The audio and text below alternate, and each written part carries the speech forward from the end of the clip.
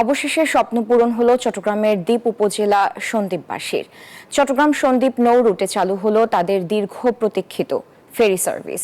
সকালে ফেরি উদ্বোধনী অনুষ্ঠানে 7 উপদেষ্টার পাশাপাশি ভার্চুয়ালি যোগ দেন প্রধান উপদেষ্টা ডক্টর মোহাম্মদ ইউনূস। এ সময় স্বাধীনতার 50 বছরেও সন্দ্বীপের সাথে যোগাযোগ ব্যবস্থা না থাকাটা লজ্জার বলে মন্তব্য করেন প্রধান উপদেষ্টা। চট্টগ্রাম থেকে নয়ন বড়ুয়া জয়ের রিপোর্ট, দেখুন বিস্তারিত। দেশের মূল ভূখণ্ড থেকে বিচ্ছিন্ন দ্বীপ উপজেলা চট্টগ্রামের সন্দ্বীপের সাথে সীতাকুণ্ডের বাঁশবাড়িয়া ও কুমিরার মধ্যে যাতায়াত সহজ করতে আজ থেকে আনুষ্ঠানিকভাবে যাত্রা শুরু হলো ফেরি সার্ভিস। বছরের পর বছর মূল ভূখণ্ড থেকে 10 কিলোমিটারের জলপথের ভোগান্তি শেষে এই খবরটি সন্দ্বীপবাসীর জন্য অনেক বেশি স্বস্তির। ফেরি হওয়ার কারণে এখন গাড়ি দিয়ে নিজস্ব যাদের ব্যক্তিগত গাড়ি আছে ওই গাড়ি নিয়ে চলে যেতে পারবে।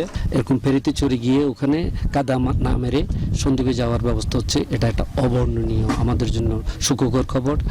সোমবার নৌ পরিবহন উপদেষ্টা ব্রিগেডিয়ার জেনারেল অবসরপ্রাপ্ত এম সাখাওয়াত হোসেন এই ফেরি সার্ভিসের উদ্বোধন করেন। ভার্চুয়ালি যোগ দেন প্রধান উপদেষ্টা ডক্টর মোহাম্মদ ইউনূসও। এই ঈদে জামা জুতো অ্যাক্সেসরিজের ডিসকাউন্ট।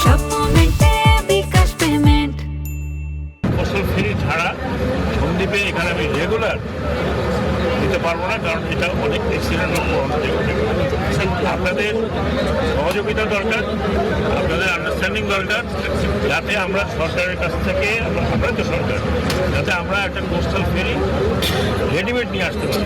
স্বাধীনতার অর্ধ শতাব্দী পরেও ঐতিহ্যবাহী এই জনপদের সাথে দেশের মূল ভূখণ্ডের যোগাযোগের ক্ষেত্রে কোনো কার্যকর ব্যবস্থা গড়ে ওঠে নাই। কি লজ্জার কথা, 50 বছর পার হয়ে গেল। এদিকে যে বিরাট শহর, বিরাট বন্দর, সবকিছু চলছে, এখানে আসলে নিজের বাড়িতে যাওয়ার সময় কোথায় মধ্যযুগীয় অবস্থার মধ্যে আমাদের চলে যেতে হয়। এই রুটে যাত্রী বহনকালে ট্রলার ও স্পিড বোট দুর্ঘটনায় বিভিন্ন সময় প্রাণহানির ঘটনাও ঘটেছে।